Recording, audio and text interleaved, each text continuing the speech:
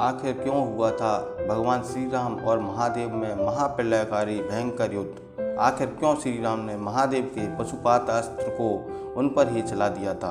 सभी दिव्यास्त्रों में सबसे शक्तिशाली था महादेव का पशुपात अस्त्र। इस अस्त्र के प्रयोग से पूरी सृष्टि का विनाश किया जा सकता था। दूसरी ओर देवादिदेव महादेव अपनी असीम शक्ति से पल भर में किसी का भी विनाश कर सकते थे। क्या हुआ जब श्री राम ने महादेव पर ही चला दिया उनका पशुपत अस्त्र? इन सारे प्रश्नों के उत्तर जानने के लिए आप वीडियो के अंत तक बने रहें। चैनल को सब्सक्राइब कर लें तथा बेल आइकन को दबा दें। कमेंट बॉक्स में जय श्री राम अवश्य लिख दें। धर्म की स्थापना करने के लिए भगवान विष्णु को त्रेता युग में श्री राम का अवतार लेना पड़ा था।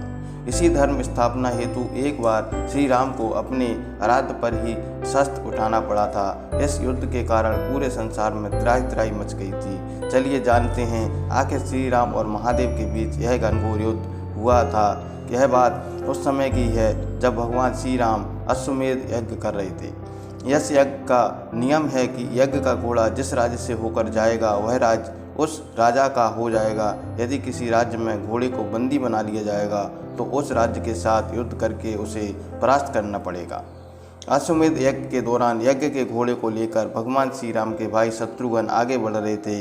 यज्ञ के घोड़े को जिस राजा ने पकड़ा उनके साथ श्री राम की सेना का युद्ध हुआ। अयोध्या की सेना के आगे सारे राजाओं को झुकना पड़ा, क्योंकि उस सेना में शत्रुघ्न, हनुमान जी और सुग्रीव और कई सारे पराक्रमी योद्धा थे जिन्हें देवता भी परास्त नहीं कर सकते थे। सारे राजाओं को परास्त करने के बाद यज्ञ का घोड़ा देवपुर जा पहुंचा।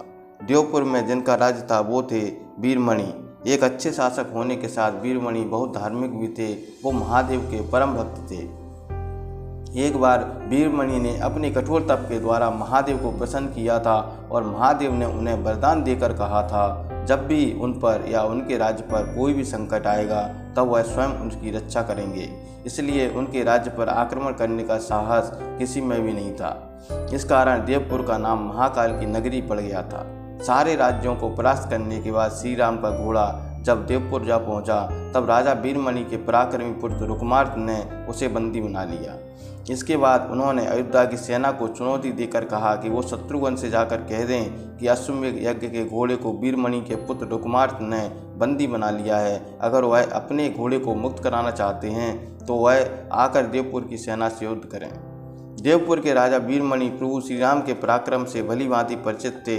वह जानते थे कि राम स्वयं भगवान विष्णु के अवतार हैं। इसलिए जब उन्हें पता चला कि उनके पुत्र ने अयोध्या की सेना को चुनौती दी है तब उन्होंने अपने पुत्र से कहा कि पुत्र, तुमने अयोध्या की सेना और प्रभु श्री राम को युद्ध की चुनौती देकर ठीक नहीं किया।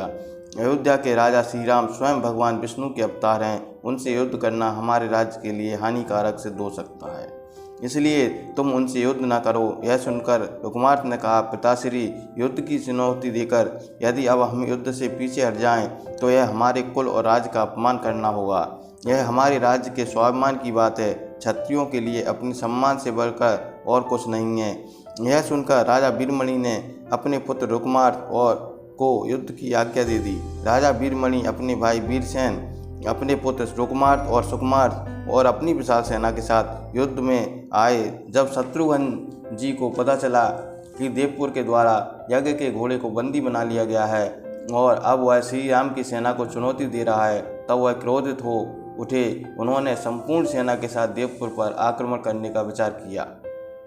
तब हनुमान जी ने शत्रुघ्न जी से कहा कि इस नगरी की रक्षा स्वयं देवादिदेव महादेव करते हैं, इसलिए देवपुर पर आक्रमण करने से पहले हमें इसके राजा वीरमणि से बातचीत करना चाहिए और बातचीत से हल नहीं निकलता तो देवपुर पर आक्रमण करने से पहले प्रभु श्री राम की आज्ञा ले लेनी चाहिए। यह सुनकर शत्रुघ्न जी बोले, यदि हमारे रहते भ्राता श्री राम को युद्ध भूमि में आना पड़ा तो यह हमारे लिए अत्यंत अपमान की बात होगी। हमें अभी देवपुर पर आक्रमण करके उनकी चुनौती का जवाब देना चाहिए। इसके बाद शत्रुघ्न जी ने अयोध्या की विशाल सेना के साथ देवपुर पर आक्रमण कर दिया। देखते ही देखते एक भयंकर युद्ध शुरू हो गया। भरत जी के पुत्र पुष्कर और वीरमणि के एक दूसरे के साथ युद्ध करने लगे। वे दोनों एक दूसरे पर घातक बाण चलाने लगे। एक समय पुष्कर ने वीरमणि पर एक भयंकर दिव्यास्त्र चलाया जिसका प्रहार वीरमणि सह न सके और पल भर में वह मूर्छित होकर जमीन पर गिर पड़े। शत्रुघ्न जी ने भी वीरमणि के दोनों पुत्रों को नागपाश से बांध दिया। जब वीरमणि को होश आया तो उन्होंने देखा कि उनकी सेना हार की कगार पर है। तब उन्होंने शिव जी का ध्यान किया। तब वीरमणि ने मैं देवादिदेव महादेव का स्मरण किया। तब महादेव ने वीरमणि की रक्षा हेतु वीरभद्र, नंदी और श्रृंगी के साथ एक विशाल सेना भेज दिया। महादेव के सभी अनुचर हर हर महादेव का नारा लगाते हुए अयोध्या की सेना पर टूट पड़े। यह देखकर अयोध्या की सेना भयभीत हो उठी। तब शत्रुघ्न जी ने हनुमान जी के से कहा, वीरभद्र ने तो अब बातों ही बातों में दक्ष प्रजापति का सिर काट दिया था। अयोध्या की सेना उनका और उनके अनुचरों का सामना कैसे कर पाएगी। इसके बाद महादेव के अनुचरों का अयोध्या की सेना के बीच युद्ध होने लगा। पुष्कर वीरभद्र से हनुमान जी नंदी से युद्ध करने लगे। युद्ध के दौरान वीरभद्र ने क्रोधित होकर अपने त्रिशूल से भरत जी के पुत्र पुष्कर का सिर का धड़ से अलग कर दिया और शत्रुघ्न जी को बांध दिया। दूसरी ओर हनुमान जी और नंदी में भयानक युद्ध चल रहा था। नंदी किसी भी प्रकार से हनुमान जी को परास्त नहीं कर पा रहे थे। नंदी जब हनुमान जी को परास्त नहीं कर पाए तब नंदी ने हनुमान जी पर शिवास्त्र का प्रयोग किया। शिवास्त्र के घातक प्रहार से हनुमान जी मूर्छित हो गए। अयोध्या की सेना को हारते देख देवपुर की सेना में खुशी की लहर दौड़ गई। इसके बाद देवपुर की सेना अयोध्या की सेना पर टूट पड़ी। जब भगवान श्री राम के पास युद्ध का संदेश पहुंचा तो वह खुद भरत और लक्ष्मण जी के साथ युद्ध क्षेत्र में आ गए। उन्हें देखकर अयोध्या जी की सेना में फिर से उत्साह आ गया। जब भरत जी ने देखा कि इस युद्ध में उनके पुत्र पुष्कर मारे गए हैं तब वह शोक से मूर्छित हो गए। यह देखकर श्री राम को बहुत क्रोध आया और वीरभद्र से कहा कि जिस प्रकार तुमने पुष्कर का वध किया है वैसे ही तुम अपनी मृत्यु के लिए तैयार हो जाओ। यह कहकर श्री राम वीरभद्र और शिवगणों से युद्ध करने लगे। युद्ध के दौरान जब श्री राम ने देखा कि वो साधारण अस्त्रों से शिवगणों के परास्त नहीं कर सकते तब उन्होंने भयंकर दिव्यास्त्र चलाने का विचार किया। श्री राम ने अपने दिव्यास्त्रों से वीरभद्र, नंदी, श्रृंगी और अधिकांश शिवगणों को मूर्छित कर दिया। श्री राम के पराक्रम को देख बाकी शिवगण महादेव को पुकारने लगे। जब महादेव ने देखा कि उनकी सेना संकट में है तब वह स्वयं युद्ध क्षेत्र में अपने आए।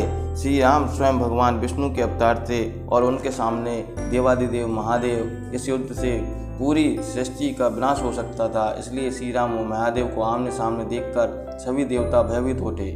महादेव की दृष्टि पड़ते ही अयोध्या की सारी सेना मूर्छित हो गई। महादेव को युद्ध क्षेत्र में देख श्री राम ने उन्हें प्रणाम किया और कहा कि हे देवों के देव महादेव, आपके आशीर्वाद से ही मैंने रावण का वध किया था। हमारे अंदर जो बल और पराक्रम है वह आपकी कृपा से ही है।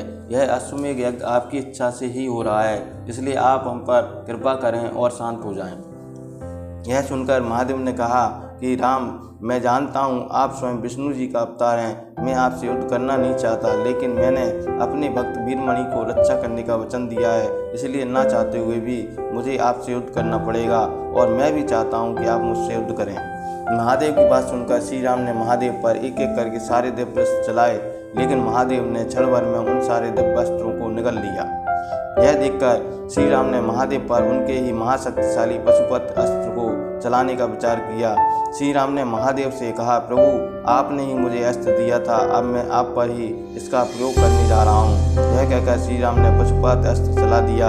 वह महाविनाशकारी अस्त्र महादेव के हृदय में जाकर समा गया। इसके बाद महादेव का क्रोध शांत हुआ। तब महादेव श्री राम से बोले, आपने अपने युद्ध कौशल से मुझे संतुष्ट किया है, इसलिए आप जो मांगना चाहते हो मांग लो। तब श्री राम ने महादेव से कहा कि भगवान, इस युद्ध में भरत के पुत्र पुष्कर और अन्य योद्धा जो मारे गए हैं कृपया उन्हें जीवित कर दीजिए। तब महादेव ने युद्ध में मारे गए सभी योद्धाओं को जीवित कर दिया और वीरमणि ने महादेव के कहने पर अश्वमेध यज्ञ के घोड़े को श्री राम को सौंप दिया।